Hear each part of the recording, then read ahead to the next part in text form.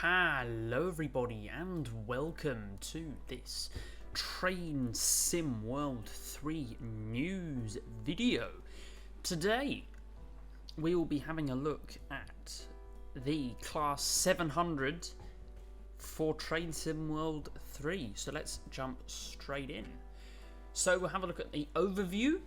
It's the first Desiro train to come into Train Sim World 3. Apparently they were thinking of adding a German one at some point a while back, but that got cut from the production pipeline. It only includes the Dash Zero as far as we're aware, and I'll talk a bit more about that later. And it is yet another layer to Southeastern High Speed, but not the Brighton Main Line, and again I'll talk about that later. So how do we know this? So the main thing that we know is that SteamDB now has a new depot called, it's got quite a long name, but the suffix to that long name is BR Class 700-0, which doesn't take a detective investigator to figure out what that means. Now, if you want to learn a bit more about all of these depots and what else was included in them, please go and watch last week's Train Sim World news video, because I talk about everything that was discovered in that depot dump, if you will, in that video. So paths were created in the timetable for the Brighton Main Line on release, as well, for Thameslink trains, and it's a bit weird that we've only get the Dash Zero, so yeah, but maybe we'll get the Dash One at some point down the line. I'll talk about that later as well. But as far as we're aware, from the depot at least, it's the Dash Zero that's releasing first. So I've also got some fourth-hand sources that say it's in beta testing at the moment. I cannot confirm that. I cannot deny that. I'm just leaving it out there. That's just something someone said to me, so there's not much more I can add to that, and I can't confirm or deny that. So personal speculation on my part is I think this will be third party, because Dovetail have a lot on their plate already,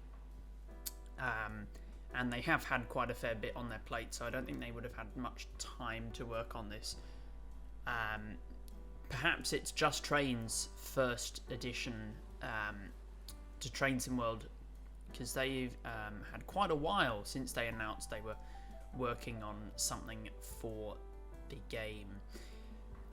So it could well be Just Trains, could be another third party, it could be Dovetail, but I think it'll be third party. And I speculate that it will include the Dash 1 a little bit down the track, pun included. But not immediately on release, and I don't know why they would do this. I'm pretty sure it's because of memory issues in consoles and like sort of last gen consoles, which is really a shame, because we shouldn't have to penalise everyone for some people having performance issues. And of course, this should just be should be able to optimise the memory usage for Train Sim World, so that it's not a problem for anyone. But what can you do? And not much.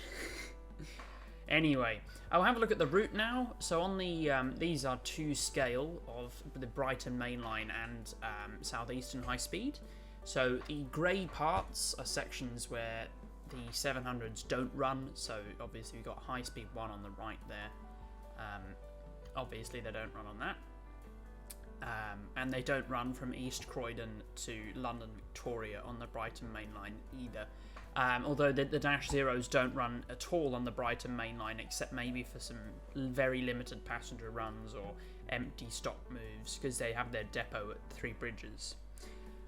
So the Brighton Main Line is mainly Dash 1 territory, and the North Kent and Chatham main lines from Dartford to Rainham, not to Faversham, is territory for the Dash Zero.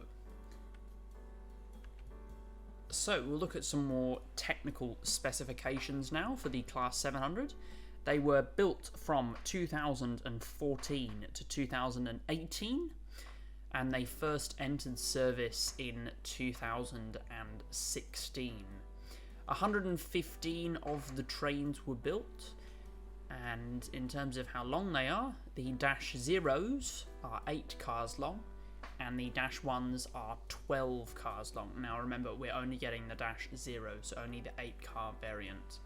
Now in terms of power output, the Dash Zeros put out 3,300 kilowatts, and the Dash 1s put out 5,000 kilowatts. So we're going to get the low power version, even though they both have similar performance figures, because obviously there's a difference in length. Both variants have a maximum speed of 100 miles an hour, which is 161 odd kilometers per hour, which is fairly standard for a multiple unit of this type, running sort of inner city and longer distance services, you know, jack of all trades, master of none type. They have overhead pantograph collection and third rail shoes, so they can operate both north and south of the Thames, because obviously they do that with the power changeover that happens in the Thameslink core. The safety systems, they have ETCS and automatic train operation, but they only use that in the core, so we don't get that. And obviously AWS, TPWS and DSD. And they're operated by Thameslink, which is part of GTR, Go Via Thameslink Railway. So we'll look at some noteworthy additions. These are things that I think are cool. Don't really fit into anything else, but worth a mention. So they're the first Zero trains in the game, as I mentioned earlier, and this could pave the way for more to come in the future. They could layer onto 2 routes, the Brighton Main Line and the South Eastern High Speed. Possibly 2 formations. They've got dual pickup as well.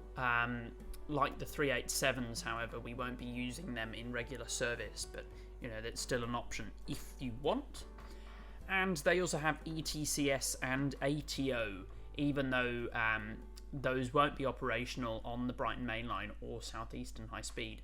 But if the core ever gets added, then we can certainly have access to that. And we'll look at some future implications now, and as you can see on the right, we've got a map of the whole network, so there's lots of lines that they could run on. So if we got the core in the future, obviously there's something for them to run on. If we get MML South, Midland Main Line South, which is likely because Just Trains have a thing with the Midland Main Line, as most of you probably know. They did all of their modular stuff for Train Sim Classic.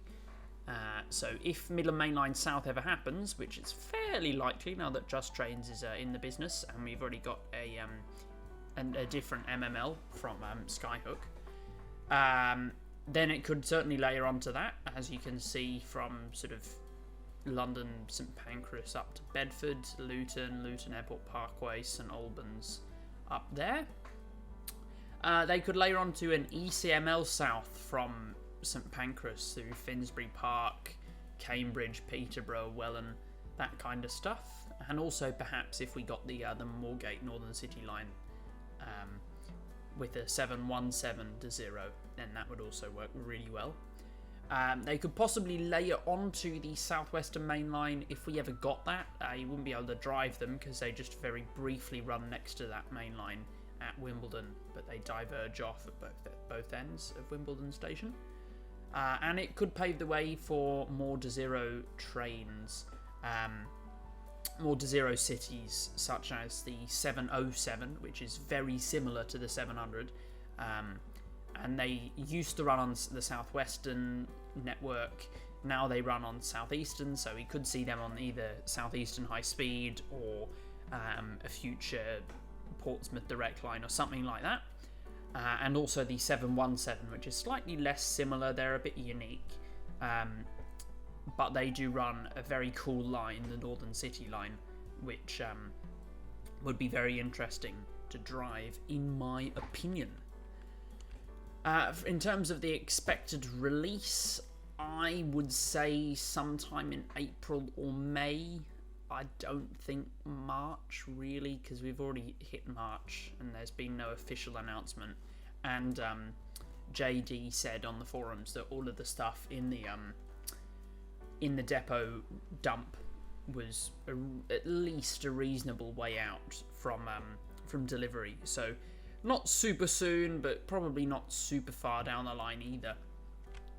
And in terms of the expected price, we're looking at a normal Loco DLC of about $30 US, 15 quid UK, or 29 bucks Australian. And that's about all that has to be said for the Class 700s. I hope you have enjoyed this video. If you have, please do consider subscribing, and I will see you all next time. Goodbye. Thank you.